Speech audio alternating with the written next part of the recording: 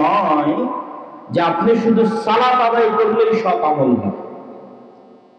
সৎ আমল এরকম কোন শব্দ নয় যে শুধু কোরআন তেলাওয়াত করলেই সৎ আমল হয়। যেমন আরেকটা উদাহরণ দিয়ে বুঝাই, রিজিক। আমরা মনে করি রিজিক মানে শুধু খাওয়া। এখন আমাকে এক কাপ চা দিল তো হয়তো এটা রিজিক। জি না, আমার যে মেয়ের সাথে বিবাহ হয়েছে সেই স্ত্রী আমার জন্য রিজিক। আমাকে আল্লাহ যে কয়টা সন্তান দিয়েছে, আপনাকে দিয়েছে, সন্তান আপনার জন্য রিজিক। আপনি আজকে সমাজে যে সম্মান ও মর্যাদা অর্জন করেছেন এটা আপনার জন্য রিজিক। আপনি যে জ্ঞান অর্জন করেছেন এটা আপনার জন্য রিজিক। আপনি যে পদবি অর্জন করেছেন সেটাও আপনার জন্য রিজিক। রাষ্ট্রের যা দায়িত্ব পেয়েছেন সেটাও রিজিক।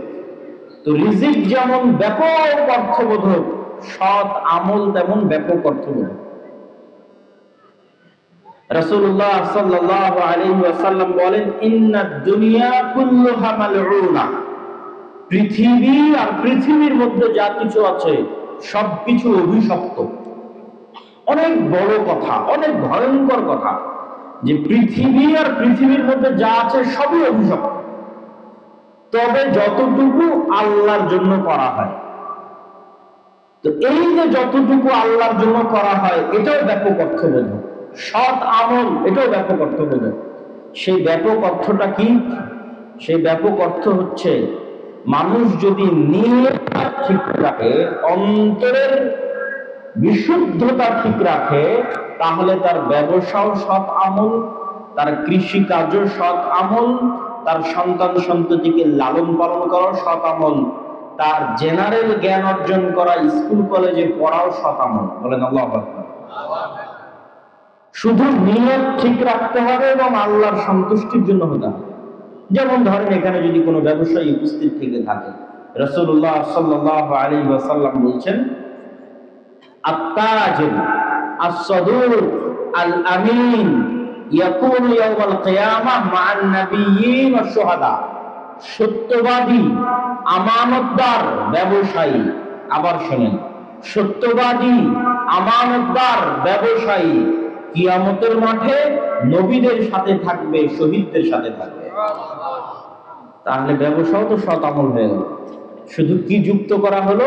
সত্যবাদী ব্যবসায়ী, আমানতদার ব্যবসায়ী। মানে যে ব্যবসা করতে গিয়ে চিন্তা করবে যে আমি আল্লাহর বিধান, আল্লাহর আদেশ মেনে ব্যবসা করব। যে বিবাহ করতে গিয়ে, সন্তান সন্ততি লালন পালন করতে গিয়ে চিন্তা করবে আমি আল্লাহর কথা অনুযায়ী করব। যে কৃষি কাজ করতে গিয়ে চিন্তা করবে আমি আল্লাহর কথা অনুযায়ী করব। তো জীবনের প্রত্যেক যে কাজ সে আল্লাহর সন্তুষ্টি অনুযায়ী, আল্লাহর দেখানো পথ অনুযায়ী করবে, সেটি সৎ আমল আর সেটি কাজে লাগবে। ওটা সময় নষ্ট হয়নি, ওটা কাজে লাগবে। সম্মানিত উপস্থিতি, সময় কেমন গুরুত্বপূর্ণ, সময় কত গুরুত্বপূর্ণ এটা আপনাকে বোঝানোর জন্য একটি উদাহরণই যথেষ্ট। সেটি হচ্ছে, আমি এবং আপনি কোনো জায়গায় বসবাস করি না। আপনার এবং আমার বাড়ি চারঘাটেও নয়, রাজশাহীতেও নয়, নওদাপাড়াতেও নয়, ডাঙ্গিপাড়াতেও নয়, বাংলাদেশেও নয়। এবং এটি বিজ্ঞানের দৃষ্টিতে বাস্তব, যেটা এখন আমি বলতেছি। আমার এবং আপনার বাড়ি হচ্ছে যেই সালে জন্মগ্রহণ করেছি আর যেই সালে মৃত্যুবরণ করব, এই সময়টুকুর মধ্যে আমরা বসবাস করি। তার কারণ এই চারঘাটের মাটিতে আজ থেকে 500 বছর আগেও মানুষ ছিল না? ছিল না? ছিল। তো ওরা যদি চারঘাটে বসবাস করবে তো আজ নাই কেন? তার মানে ওরা আসলে চারঘাটে বসবাস করেনি, সময়ে বসবাস করেছে। একটা নির্দিষ্ট সময়ে আল্লাহ তাদেরকে পাঠিয়েছিলেন, ওই সময় চলে গেছে, তারাও চলে গেছে। তো আমরাও এক নির্দিষ্ট সময় নিয়ে পৃথিবীতে এসেছি, এই নির্দিষ্ট সময় চলে যাবে, আমরাও চলে যাব। আর আল্লাহ সময়ের শপথ এমনি করেননি। ওয়াল আসর, শপথ সময়ের শপথ এমনি করেন। সময় জিনিসটা অতি গুরুত্বপূর্ণ, এই জন্য সময়ের শপথ করা আছে। এবং সময় আল্লাহর আশ্চর্যজনক সৃষ্টিগুলোর একটা সৃষ্টি। সময় কত আশ্চর্যজনক সৃষ্টি! সময়ের আশ্চর্যজনকতা যদি আপনি বুঝতে চান, তাহলে এতটুকু বুঝতে হবে যে সময় আপেক্ষিক। সব বিজ্ঞানের ছাত্ররা জানে যে সময় আপেক্ষিক। আর আপনাকে উদাহরণ দিলে আপনিও বুঝবেন যে হ্যাঁ, সত্যি সময় আপেক্ষিক। আমি পায়ে হাঁটতেছি, আমার জন্য সময় একরকম। যে ট্রেনে যাচ্ছে তার জন্য সময় একরকম, যে বিমানে যাচ্ছে তার জন্য সময় একরকম। কিন্তু দুঃখজনক হচ্ছে, আমি পায়ে হেঁটেও, বিমানে চলেও, ট্রেনে চলেও আলোর গতিতে চলতে পারছি না। এই জন্য সময়ের বাধ্যবাধকতার মধ্যেই বসবাস করতেছি। আমি কিন্তু সময়ের বাধ্যবাধকতা পার হয়ে যেতে পারবো, এই জন্য সময় আপেক্ষিক। যদি আমি সময় আলোর গতিতে চলতে পারতাম, অথবা আলোর চেয়ে বেশি গতি ধারণ করতে পারতাম, তাহলে আমি সময়কে বিজয় করে নিতাম। এবং বিজ্ঞানীরা প্রমাণ করেছে যে আপনার এই পৃথিবীতে সময়ের দ্রুততার গতি কি? 24 ঘন্টা। 24 ঘন্টায় একদিন এক রাত, এটা হচ্ছে পৃথিবীতে সময়ের দ্রুততার গতি। এই গতি যদি আর অন্য কোনো গ্রহে এর চেয়ে কম অথবা বেশি হয়, তাহলে এখান থেকে একটা মানুষকে উঠিয়ে যদি আমরা ওই গ্রহে পাঠিয়ে দিই, ধরেন কোন একটা সিস্টেমে পাঠিয়ে দিলাম, ওই মানুষ ওই গ্রহে আর 50 বছর থেকে যদি পৃথিবীতে আগমন করে, তাহলে ওর আর যে সমবয়সী বন্ধু ছিল তাদের চেহারা আর ওর চেহারা মিলবে না। দেখা যাবে ওর সমবয়সী বন্ধু বৃদ্ধ হয়ে গেছে, আর দেখা যাবে ও তখনও যুবক আছে। কেননা ওর জন্য সময় ভিন্নভাবে অতিক্রম হয়েছে, কেননা ও এমন জায়গায় ছিল যেখানে সময়ের গতি ছিল ভিন্ন। এগুলো আমি বলছি না, বিজ্ঞানীরা বলছে। এবং আপনি আরো আশ্চর্য হবেন যে আমরা যদি আজ এখান থেকে অনেক দূরের গ্রহে ভ্রমণ করি, কয়েক লক্ষ, কয়েক হাজার, কয়েক ট্রিলিয়ন, মিলিয়ন কিলোমিটার দূরে, তাহলে অনেক দূরের গ্রহের আলো আমাদের কাছে আসতে যেমন সময় লাগে, এই গ্রহের আলো ওই গ্রহে যেতে সময় লাগে। তো আপনি ওই রকম দূরত্বের গ্রহে বসে যদি দূরবীন লাগিয়ে মক্কায় দেখেন, তো দেখবেন যে বদরের যুদ্ধ হচ্ছে, দেখবেন যে আল্লাহর নবী হেঁটে বেড়াচ্ছে। মানে আল্লাহর নবী যে সময় এই পৃথিবীতে ছিল, ওই সময় যে আলোটা ছিল, ওই আলোটা এখনো অত দূরের গ্রহে পৌঁছেইনি। আলোর গতিতে পৌঁছতে পৌঁছতে পৌঁছেইনি। ফলত ওই আলোর মধ্যেই ছবি ধারণ হয়। আপনারা আমাকে সাথে সাথে দেখছেন না, একটু হলেও পরে দেখছেন। আমার এখান থেকে আলো আপনার চোখে যেতে যতক্ষণ সময় লাগছে তত পরে দেখছেন, কিন্তু এটা আমরা বুঝি না। তো আমি কি আলোচনা করছিলাম, সময় আল্লাহর সবচেয়ে আশ্চর্যজনক সৃষ্টি। আল্লাহ এই সময় সৃষ্টি করে ছেড়ে দিয়েছে। এই সময়ের মধ্যে মানুষ আসবে, সময়ের মধ্যে মানুষ শেষ হয়ে যাবে, আর এই সময়ের মধ্যে পৃথিবী শেষ হয়ে যাবে। পৃথিবী শেষ হওয়ার পর সময় কেমন হবে তার কোনো গ্যারান্টি নেই। আল্লাহ নবী নিজেই বলছেন যে পৃথিবী 50,000 বছরের সমান একদিন হতে পারে কিয়ামতের দিন। তা আল্লাহ নবী তো বলে গেলেন সময় আপেক্ষিক। উনি তো প্রমাণ করে গেলেন যে কেমনে কিয়ামতের একদিন পৃথিবীর 50,000 বছরের সমান হতে পারে। মানে তখন সময়ের ডেফিনেশন, সময়ের সংজ্ঞা তখন ভিন্ন। এখন পৃথিবীর জন্য আল্লাহ সময় করে দিয়েছে 24 ঘন্টা একদিন এক রাত। এটা আল্লাহর সৃষ্টি। এই জন্য অনেক জায়গায় গিয়ে দেখবেন মানুষ প্রশ্ন করেন, ভাই সৌদি আরবে লাইলাতুল কদর ছিল, আজ এখানে কেমন লাইলাতুল কদর হয়? বলে আল্লাহ প্রতি রাতে কিভাবে নিচের আসমানে নেমে আসে? সারাদিন সারা পৃথিবীতে তো নিচের আসমান হতেই থাকে, সারাদিন সারা পৃথিবীতে তো শেষ রাত আসতেই থাকে। তো এই শেষ রাত আর এই 24 ঘন্টার দিন রাত আপনার জন্য। আল্লাহ সুবহানাহু ওয়া তাআলা এই ধরনের সময়ের বাইন্ডিংস এর ঊর্ধ্বে। আল্লাহর নবী সময়ের এই লিমিটেশনকে অতিক্রম করেছিলেন বলে এক রাতে কাবা থেকে মসজিদে আকসা, মসজিদে আকসা থেকে সপ্তম আসমান, আবার সপ্তম আসমান থেকে কাবা, ফজর হওয়ার আগে ফিরে এসেছেন। মানে ওনার জন্য সময়ের সঙ্গে তখন বাতিল হয়ে গেছে। উনি যে বাহনে আরোহণ করেছিলেন তা আলোর গতির চেয়ে দ্রুততর ছিল, ফলত উনি সময়কে অতিক্রম করে চলে গেছেন।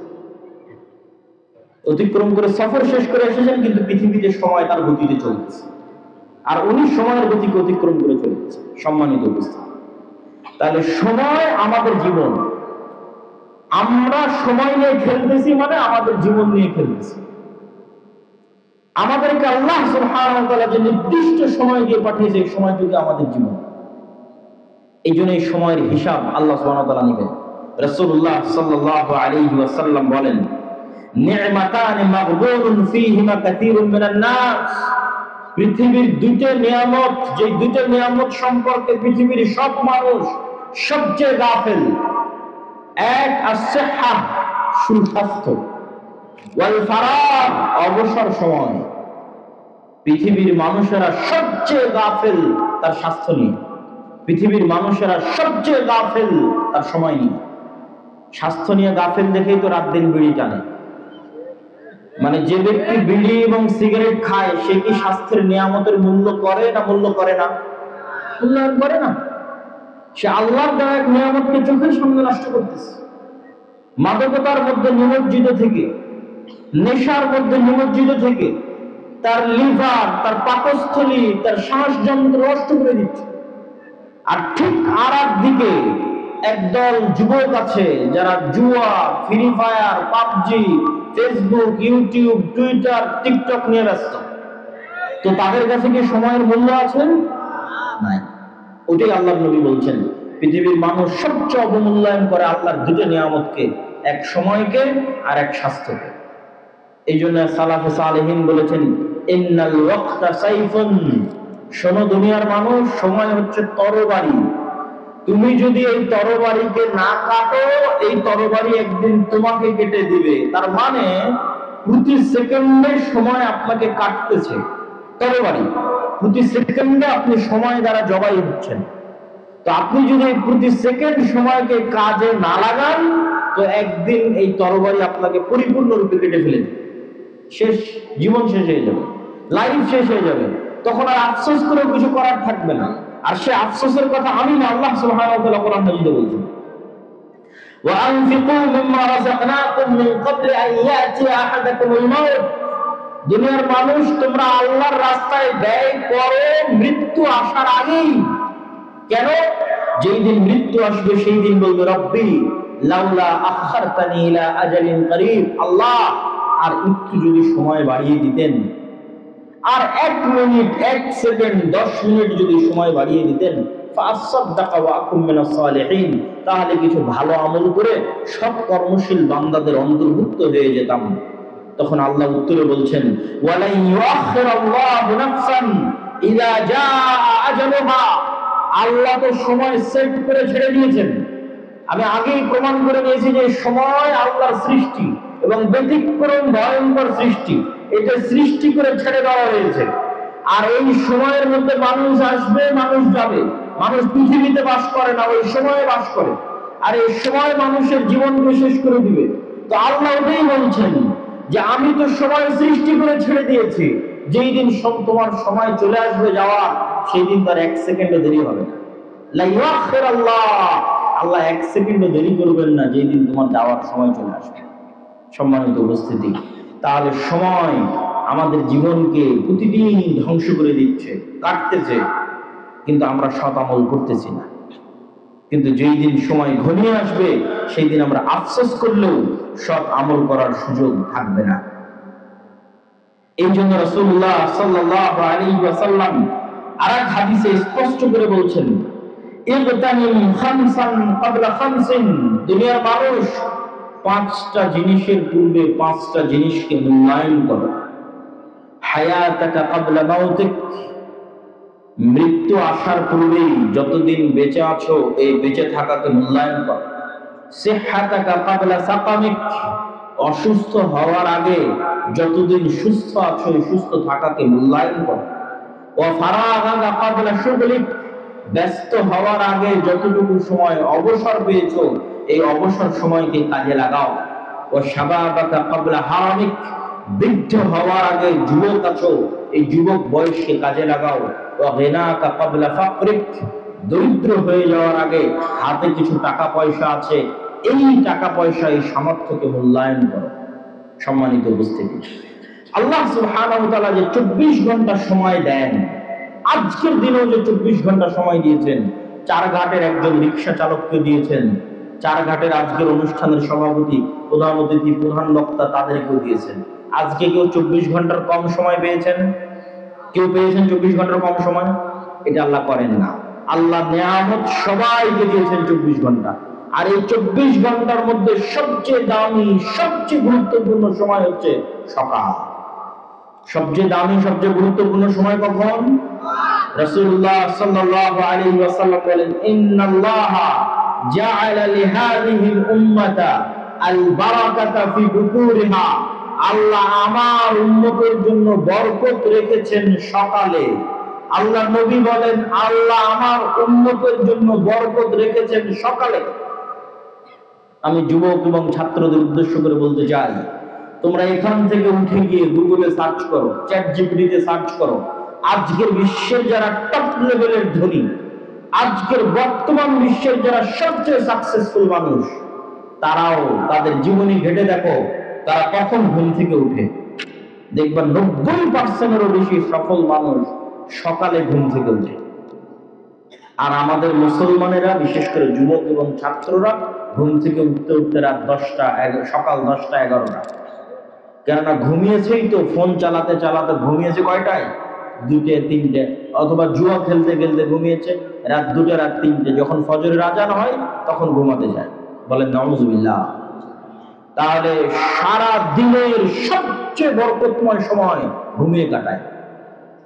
এই জন্য ইবনুল কাইয়িম রাহিমাহুল্লাহ বলছেন, আমাদের সালাফে সালেহিন লা ইয়ানামুনা বা'দা সালাতিল ফজর, আমাদের সালাফগণ ফজরের সালাতের পর ঘুমাতেন না। ওয়ালাউ ফি শিদ্দা ওয়া ফি সাফার, যদিও সফরে থাকতেন, কষ্টের মধ্যে থাকতেন তাও না, যদিও রাত জাগতেন তাও না। তাহলে রাত জাগলে কি করতেন, সফরে থাকলে কি করতেন? দেখেন উনি সমাধান দিচ্ছে, বলছে ইয়ান্তাজিরুনা ইলা তুলুইশ শামস, যদি খুব কঠোর পরিশ্রম করে রাত জেগেছে, ঘুমাতে হবে, কিছু করার নাই। সারা রাত সফর দিয়েছে, ঘুমাতে হবে, কিছু করার নাই। তো তখনও তারা অপেক্ষা করতেন সূর্য ওঠা পর্যন্ত, কষ্ট করে হলেও সূর্য ওঠা পর্যন্ত জেগে থাকতেন। সূর্য উঠলে তারপরে ঘুমাতে যেতেন, কেননা সূর্য ওঠার আগ পর্যন্ত এই সময়ে কি অবতীর্ণ হচ্ছে? কথা বলে না যে কি অবতীর্ণ হচ্ছে? বরকত অবতীর্ণ হচ্ছে। এই জন্য সালাফে সালেহিন সূর্য ওঠা না পর্যন্ত সফরে থাকলেও তারা ঘুমাতেন না। আমরা মুসলমানেরা আজকে এত পিছিয়ে, এত অবহেলিত, তার সবচেয়ে বড় কারণগুলোর একটা বড় কারণ হচ্ছে, একে তো মুসলমানদের কাছে সময়ের কোনো মূল্য নাই। পৃথিবীর সবচেয়ে বেশি সময় নষ্ট করার মতো সময় আছে মুসলমানদের কাছে, আর বাংলাদেশের বাঙালিদের কাছে তো আরো বেশি। শেখ আব্দুর রাজ্জাক বিন ইউসুফ কিন্তু এমনি বলেন না যে আপনারা ওই রাস্তাঘাটে বসে আড্ডা পিটিয়েন না, মানে যার সময়ের দাম নাই সেই রাস্তাঘাটে বসে আড্ডা পিটিয়ে। আর আমি ইংল্যান্ডে দেখেছি, ইউরোপে দেখেছি যে আড্ডা বলতে কি, বই পড়া। আপনি ট্রেনে সফর করবেন তাও দেখবেন মানুষ বই পড়ছে, এয়ারপোর্টে বিমানবন্দরে যাবেন বিমানে দেখবেন তাও মানুষ বই পড়ছে। আর গোটা বাংলাদেশ ঘুরলে আপনি কোনো মানুষের হাতে বই পাবেন না যে বাহিরে কেউ কোথাও বই নিয়ে বসে আছে। বরং সব জায়গায় চলতেছে গীবত, আড্ডা, নিন্দা। আর গণতান্ত্রিক রাজনীতি এত জঘন্য, এত নিকৃষ্ট যে মানুষকে গীবত করাই শেখায়। আর আমাদের আলেম ওলামা এবং দ্বীনী ভাইদের জন্য আরো বড় অ্যালার্মিং, আরো বড় ভয়ঙ্কর অ্যালার্মিং, যে যারা দ্বীনের কথা বলে, কোরআনের কথা বলে, হাদিসের অনুসারী বলে নিজেদের দাবি করে, তারাও গল্পে বসলে একটা কোরআনের আয়াত নিয়ে গল্প করে না, একটা আল্লাহর নবীর হাদিস নিয়ে গল্প করে না, এরাও গল্প করে কোন বক্তা কি বললো, কে কার বিরুদ্ধে লেগে গেল। যে সবাই সময় নষ্ট করতেছে, কেউ প্রোডাক্টিভ কিছু করতেছে না, যে কাজ দিয়ে দেশ ও জাতির কোনো উপকার হবে এটা কেউ করতেছে। তাহলে আপনার জাতি উন্নত হবে কিভাবে? সম্মানিত উপস্থিতি, ফজর এবং সকাল যে অতি গুরুত্বপূর্ণ, অতি প্রয়োজনীয়, সে সম্পর্কে পবিত্র কোরআনের কিছু আয়াত আপনাদের সামনে তুলে ধরতে চাই। যে আল্লাহ সুবহানাহু ওয়া তাআলা শুধু সকালকে লক্ষ্য করে কতগুলো আয়াত বলেছেন। ওয়াল ফজর ওয়া লায়ালিন আশর, সূরা ফজর শুরু করছেন আল্লাহ যে শপথ সকালের, শপথ ফজরের। আল্লাহ সুবহানাহু ওয়া তাআলা আরেক জায়গায় বলেন ওয়াদ-দুহা, শপথ সকালের। আরেক আয়াতে আল্লাহ সুবহানাহু ওয়া তাআলা বলেন ওয়াস-সুবহি ইযা তানাফফাস, শপথ সকালের, যখন সকাল প্রস্ফুটিত হয়। আর এক আয়াতে আল্লাহ সুবহানাহু ওয়া তাআলা বলেন ওয়ান নাহারি ইযা তাজাল্লা, শপথ সকালের, শপথ দিনের শুরু যখন দিন প্রজ্বলিত হয়। আর অসংখ্য আয়াতে আল্লাহ সুবহানাহু ওয়া তাআলা সকালের শপথ করেছেন, ফজরের শপথ করেছেন, দিনের শুরুর শপথ করেছেন। আর এটা শুধু কোরআন এবং হাদিস দিয়ে জানার বিষয় নয়। আপনি যদি পৃথিবী পরিচালনায় আল্লাহর মূলনীতি দেখেন, পৃথিবী পরিচালনায় আল্লাহর মূলনীতি, আল্লাহ কেমনে পৃথিবী চালায়, আল্লাহর সিস্টেমটা কি, তাহলে আপনি দেখবেন ফুল কখন ফোটে? সকালে। আপনি এটা আল্লাহ সিস্টেম করে দিয়েছে যে ফুল ফুটবে সকালে। আপনি আল্লাহর পৃথিবী পরিচালনার সিস্টেম যদি দেখেন, দেখবেন পাখি, মোরগ, মুরগি এরা সব সকালবেলা ডাকতেছে। তো এরকম প্রকৃতির দিকে যদি আপনি গভীর থেকে গভীর দৃষ্টি দেন, দেখবেন আল্লাহ প্রকৃতি সাজিয়েছে এভাবে যে সারা প্রকৃতি সকালে জেগে যায়। তো যেখানে সারা প্রকৃতি সকালে জাগতেছে, আপনি নিশ্চিত থাকেন আপনার শরীরের ব্লাড সার্কুলেশন, আপনার ব্রেনের কার্যক্ষমতা ওভাবেই জাগে। আপনি বিজ্ঞানীদের কাছে যান, ডাক্তারের কাছে যান, যে চন্দ্রের উত্থান পতনের সাথে মানুষের রক্তের উত্থান পতন হয় কিনা, সকাল, সন্ধ্যা এবং রাতের সাথে মানুষের ব্রেন এবং রক্ত কাজ করে কিনা। ডাক্তারেরা আপনাকে সহমত জানাবে যে হ্যাঁ, মানুষের প্রাকৃতিক ভাবে মানুষের শরীরের রক্ত, মানুষের ব্রেন সকালে বেশি প্রোডাক্টিভ থাকে। তো সারা পৃথিবী সকালে জাগিয়ে রেখেছে আল্লাহ, আপনার শরীরকেও জাগিয়ে রেখেছে সকালে।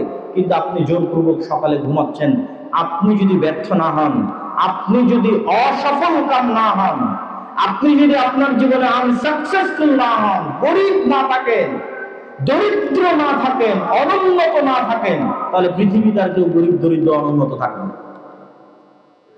আর যদি আপনি সকালকে একবার কাজে লাগানো শুরু করেন, একবার, যে কোনো ছাত্র, যে কোনো ব্যবসায়ী, যে কোনো কৃষক যে বলবে যে না আমি ফজরের সালাতে উঠবো এবং ফজরের পর এই সময়কে কাজে লাগাবো, তাকে ধনী হতেই হবে। এটি নিয়ম পৃথিবীর।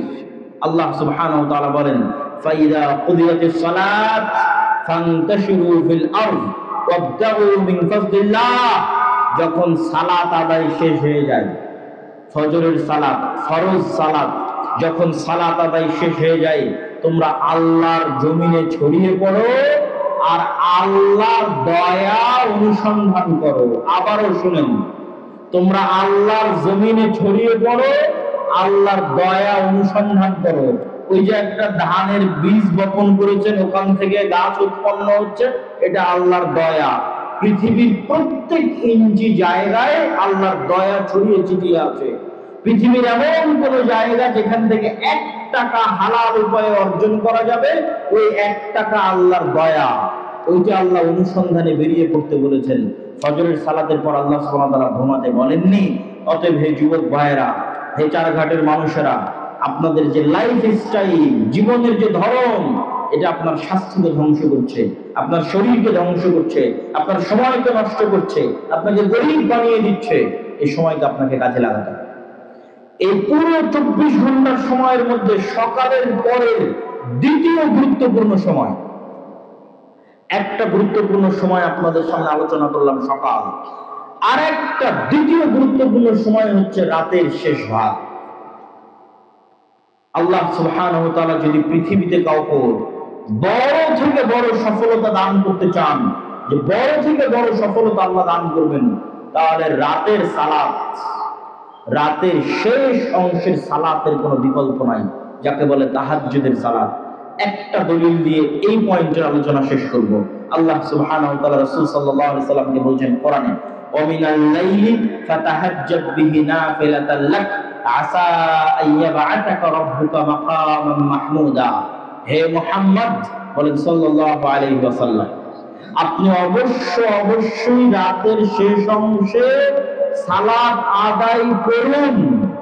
আপনি অবশ্যই রাতের শেষ অংশে অল্প হলেও সালাত আদায় করুন। আসা ইয়াবআতাকা রাব্বুকা মাকামান মাহমুদা। এই সালাতের মাধ্যমেই আপনার প্রতিপালক আপনাকে শ্রেষ্ঠতম মর্যাদা দান করবেন। তো আমাদের নবী মুহাম্মদ সাল্লাল্লাহু আলাইহি ওয়াসাল্লামকে আল্লাহ অনেক বড় সম্মান দিবেন। তো ওই সম্মান দেওয়ার জন্য, সম্মান পাওয়ার যোগ্য হওয়ার জন্য আমাদের নবীকে আল্লাহ বলছেন যে আপনি রাতের শেষ অংশে সালাত আদায় করুন। আগের যুগের মুসলমানদের পায়ের নিচে রোমান সাম্রাজ্য, পারস্য সাম্রাজ্যের মতো বড় বড় সাম্রাজ্য এমনি ধুলায় ধূসরিত হয়ে যায়। তাদের কাছে ছিল কোরআনের শক্তি, তাদের কাছে ছিল রাতের শেষ অংশের সালাতের শক্তি, রাতের শেষ অংশের সালাতের চোখের পানি শক্তি এবং পাওয়ার তাদের কাছে ছিল, এবং ফজরের পরে না ঘুমানোর বরকত তাদের কাছে ছিল, কোরআনের সাথে কানেক্টিভিটি তাদের কাছে ছিল। আমাদের কাছে কি আছে? আমরা জীবন যাপন করছি, ঘুম থেকে উঠছি এবং ঘুম যাচ্ছি পশুর মতো। তারপরেও যে আল্লাহ সুবহানাহু ওয়া তাআলা আমাদেরকে বাঁচিয়ে রেখেছেন, এই অবস্থায় রেখেছেন, আল্লাহ শুকরিয়া। কিন্তু আমাদের ওইরকম কোনো যোগ্যতাই নাই। আমরা ঘুম থেকে উঠছি পশুর মতো, ঘুমাতে যাচ্ছি পশুর মতো। সম্মানিত উপস্থিতি, আমরা আলোচনা করছিলাম সময়ের গুরুত্ব সম্পর্কে। এবার এই সময়ের গুরুত্বের শেষ পয়েন্ট, তারপরে আমার বক্তব্যের দ্বিতীয় অংশে চলে যাব, ইসলামী রাষ্ট্র। সময়ের গুরুত্বের শেষ পয়েন্ট হচ্ছে সময়কে আপনি কাজে লাগাবেন কিভাবে। এর উপর আজকের আধুনিক বিশ্বে অসংখ্য বই পুস্তক তৈরি হয়েছে, যার নাম দিয়েছে ইংরেজিতে টাইম ম্যানেজমেন্ট, সময়কে ম্যানেজ করা। তো অসংখ্য বুদ্ধি, উপায়, কৌশল সব দেওয়া আছে। কিন্তু আমি আপনাকে বলবো, ইসলাম নিজেই নিজেই একটা টাইম ম্যানেজমেন্ট।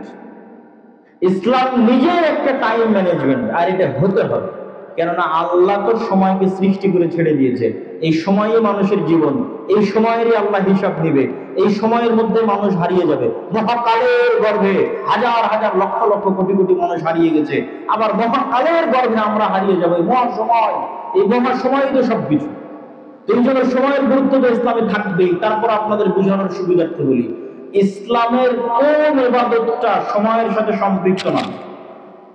আপনি নিজে বসে থেকে এখন চিন্তা করেন যে ইসলামের কোন ইবাদতটা টাইমের সাথে রিলেটেড নয়। যেমন 5 ওয়াক্ত সালাত, এটা কি সময়ের সাথে সম্পৃক্ত না সম্পৃক্ত না? না এমনি এক সময় উঠে একবারে 5 ওয়াক্ত সালাত আদায় করে নিলাম যে হয়ে গেল? এইটা কিন্তু হবে না। যে আমি ঠিক আছে এখন 10টা বাজে, এই 10টার সময় 5 ওয়াক্ত সালাত সমান যতগুলো রাকাত হয় তার সব একবারে পড়ে নিলাম, সারা দিনের নামাজ শেষ। এরকম কোন ফতোয়া আছে? তাহলে প্রত্যেক সালাতের নির্দিষ্ট সময় আছে না? প্রত্যেক সালাতের সময় আছে, মানে ওই সময়টা তো চলে যাচ্ছে, সেভ হয়ে যাচ্ছে। ওই সময়ের মধ্যে আপনি কি করলেন? ওই সময়টুকুর মধ্যে আপনার একটা সালাত থাকা লাগবে। আপনার জীবন থেকে একটা সময় রানিং, আল্লাহ মহাকাল সৃষ্টি করে দিয়েছে, দৌড়াচ্ছে, হাজার হাজার কোটি কোটি কিলোমিটার গতিতে দৌড়াচ্ছে, যেটা আমি দেখতে পাচ্ছি 24 ঘন্টা। এই দৌড়ানোর মধ্যে আমার একটা কাজ থাকতে হবে। সকালে ফজর, দুপুরে জোহর, বিকেলে আসর, মাগরিব, সন্ধ্যায়, রাতে ঈশা। এগুলো একটা করে ছুটে গেল, মানে ওই সময়টা গ্যাপ চলে গেল, মানে ওই সময়ে আর আমার নামে কোনো নামাজ নেই। গ্যাপ, সময় কিন্তু সেভ হয়ে গেছে, সময় কিন্তু পার হয়ে গেছে, কিন্তু আমার নামে কোনো সালাত নেই। তো ইসলাম নিজেই একটা টাইম ম্যানেজমেন্ট। এখানে এমন একটা ইবাদত আপনি আমাকে দেখান যে ইবাদতের সময় দেওয়া নেই।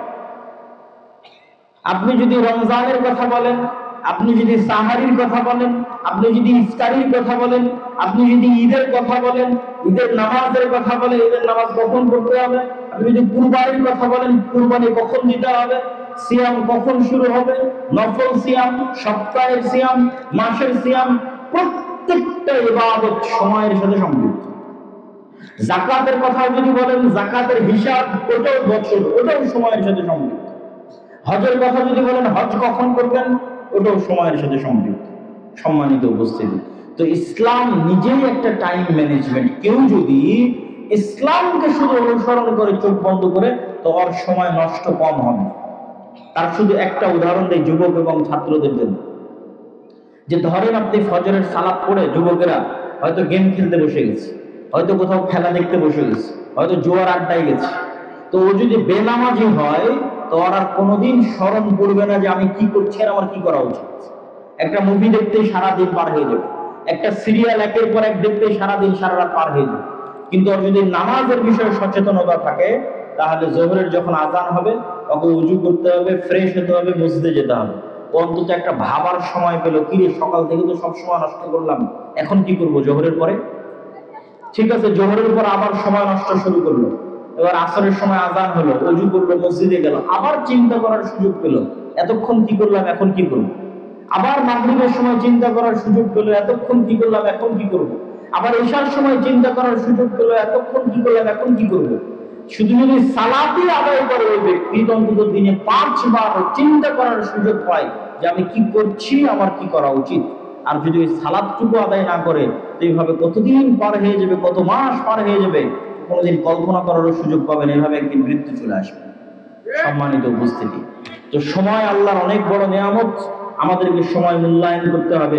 বিশেষ করে ফজরের পরের সময়, বিশেষ করে রাতের শেষাংশের সময় যদি কেউ মূল্যায়ন করতে পারে, জাতি হিসেবে আমরা সফল হব। আল্লাহ কবুল করুক, আল্লাহুম্মা আমিন। বক্তব্যের দ্বিতীয় অংশ, আমি আপনাদের অধৈর্য হওয়ার আগে বিদায় নিব। কেন? আমি আসছি ঢাকা থেকে, আমাকে যেতে হবে ঢাকা। আপনাদের শ্রদ্ধেয় উস্তাদ জি শেখ আব্দুর রাজ্জাক তিনি অসুস্থ থাকায় আমাকে ঢাকা থেকে আসতে হয়েছে। অতএব আপনাদের চেয়ে অনেক দূরে আমি যাব। তো আমার বক্তব্য শেষ হওয়ার আগে আপনারা উঠবেন না। আপনাদের থেকে আমি চেষ্টা করব কত দ্রুত আমি শেষ করতে পারি। ইসলামী রাষ্ট্র, এই জুলাই আগস্টের আন্দোলনের পরে বাংলাদেশের সবচেয়ে আলোচিত একটা ইস্যু হচ্ছে রাষ্ট্র ব্যবস্থা ইসলাম। তো রাষ্ট্র ব্যবস্থায় ইসলাম, কেউ বলতেছে হ্যাঁ সব মুসলমান তো বিশ্বাস করে যে রাষ্ট্র ইসলাম লাগবে, কেউ বলতেছে ইসলাম প্রতিষ্ঠা করতে হবে গণতান্ত্রিক নির্বাচনের মাধ্যমে, কেউ বলতেছে না এইভাবে, কেউ এইভাবে। তো আসলে ইসলামী রাষ্ট্র বলতে কি বোঝায় এবং কিভাবে ইসলাম রাষ্ট্রে প্রতিষ্ঠিত হয়, এই অংশটুকু সবার জানা খুব জরুরি। প্রথম পয়েন্ট, ইসলামী রাষ্ট্র বলতে কি বোঝায়। আমাদের ব্রেনে পাশ্চাত্য মিডিয়া দিয়েছে ইসলামী রাষ্ট্র মানে চুরি করলে হাত কাটে নিবে, ইসলামী রাষ্ট্র মানে জেনা করলে রজমের শাস্তি হবে। এগুলো ঠিক হবে, কিন্তু ইসলামী রাষ্ট্র মানে এই দৃশ্যগুলো বোঝানো, এটা আল্লাহ নবী বোঝাননি। আমাদেরকে পাশ্চাত্য মিডিয়া বুঝেছে ইসলামী রাষ্ট্র মানে একজন মেয়েকেও বেপরদায় বাইরে বের হতে দেওয়া যাবে না, সবাইকে বোরকা পড়তে বাধ্য করা হবে। তাহলে যারা পর্দা করে না ওরা কি চাইবে যে ইসলামী রাষ্ট্র আসুক? তখন ওরা আপনার দলকেও ভোট দিবে না, বাইরে বাইরে ইসলামের কথা বলবে, কিন্তু বাস্তবে চাইবে না যে ইসলাম ক্ষমতায় আসুক। কিন্তু আল্লাহর নবী যে ব্র্যান্ডিং করেছেন, ওই ব্র্যান্ডিংটা যদি আপনি মানুষকে বুঝাতে পারেন, তো মুসলমান বহু দূরের কথা, বেপর্দা নারী বহু দূরের কথা, হিন্দু এসে বলবে তোমরা ইসলাম প্রতিষ্ঠা করো, খ্রিস্টান এসে বলবে তোমরা ইসলাম প্রতিষ্ঠা করো। সেটা কি? রাসূলুল্লাহ সাল্লাল্লাহু আলাইহি ওয়াসাল্লাম বলেন, লা তাকুমু সাআহ হাত্তা ইয়ানজিলা ঈসা ইবনে মারইয়াম। কিয়ামত ততদিন হবে না যতদিন মারিয়ামের সন্তান ঈসা পৃথিবীতে নেমে না আসবে। আর মারিয়ামের সন্তান ঈসা পৃথিবীতে নেমে আসার পর তিনটা কাজ করবে। এক, ইয়াকসিরুস সালিব, ক্রুশকে ভেঙে দিবে। ওয়া ইয়াকতুলুল খিনজির, শুকুরকে হারাম ঘোষণাকে পৃথিবী থেকে বিদায় করে দিবে। 3 নম্বরটা হচ্ছে সবচেয়ে গুরুত্বপূর্ণ। আগের দুটো ভিন্ন পরিবেশের সাথে সম্পৃক্ত। কি পরিবেশ? ভুল। সেটা কি? উনি সমগ্র পৃথিবীতে হাকামান মুকসিতা, সমগ্র পৃথিবীতে ঈসা আলাইহিস সালাম ন্যায় বিচার প্রতিষ্ঠা করবেন। ন্যায় বিচার, এটা হচ্ছে রাষ্ট্রে ইসলামের ব্র্যান্ডিং। যে ইসলাম রাষ্ট্রে গেলে কি হবে? আপনার মানুষ আপনাকে বলবে ইসলাম রাষ্ট্রে গেলে হাত কাটবে, সমগ্র পৃথিবী হবে একজন মানুষও মাজলুম থাকবে না, একটু মাজলুম থাকবে না।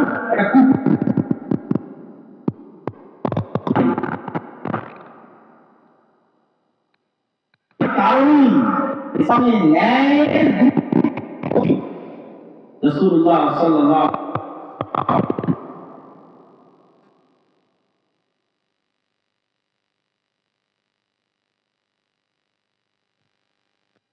বিশেষ ছায়া দিবে। তার 1 নাম্বার ন্যায়পরায়ণ দায়িত্বশীল, মানে যে ন্যায়পরায়ণ দায়িত্বশীল ওই নাম্বারই যে 1 নম্বরে চলে যেতে, তো তাহাজ্জুদ গুজার ব্যক্তিকে পিছনে ফেলে কিন্তু 1 নম্বরে আছে, পিছনে ফেলে 1 নম্বরে আছে।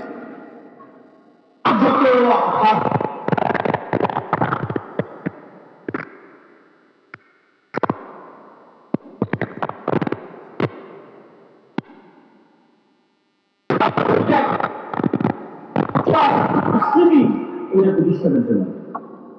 ন্যায়ের গুরুত্ব আল্লাহর নবীতে কত বেশি, আল্লাহ সুবহানাহু ওয়া তাআলা বলেছেন ইন্নাল্লাহা ইয়া'মুরুকুম বিল আদল, আল্লাহ তোমাদেরকে ন্যায় প্রতিষ্ঠা করার আদেশ দিয়েছেন। আল্লাহ আরো বলেন লা ইয়াজরিমান্নাকুম শানআনু কওমিন আলা আল্লা তা'দিলু, হে মুমিনেরা, হে মুসলমানেরা, নির্দিষ্ট কোন মানুষের প্রতি তোমার অন্তরে থাকা ক্ষোভ, নির্দিষ্ট কোন দলের প্রতি তোমার অন্তরে থাকা হিংসা তোমাকে যেন অন্যায় করতে উদ্বুদ্ধ না করে, বরং ন্যায় প্রতিষ্ঠা করো, আর এটি তাকওয়া। আল্লাহ নবী সন্তান সন্ততিকে চুমু দেওয়ার ক্ষেত্রে, ভালোবাসার ক্ষেত্রে ন্যায় প্রতিষ্ঠা করতে বলেছেন, আর আল্লাহ বিবাহের ক্ষেত্রে স্ত্রীদের উপর ন্যায় প্রতিষ্ঠা করতে বলেছেন, যে যদি ন্যায় প্রতিষ্ঠা করতে পারো তবে একের অধিক। তো এতগুলো কথা কেন বললাম? রাষ্ট্রে ইসলামের ব্র্যান্ডিং ন্যায়, আর ঈসা আলাইহিস সালাম সমগ্র পৃথিবীতে ন্যায় বিচার প্রতিষ্ঠা করবেন। এখন আপনার কাছে আমার প্রশ্ন, যে ঈসা আলাইহিস সালাম যদি নিজে ন্যায় পরায়ণ না হয়, তিনি কি ন্যায় প্রতিষ্ঠা করতে পারবে?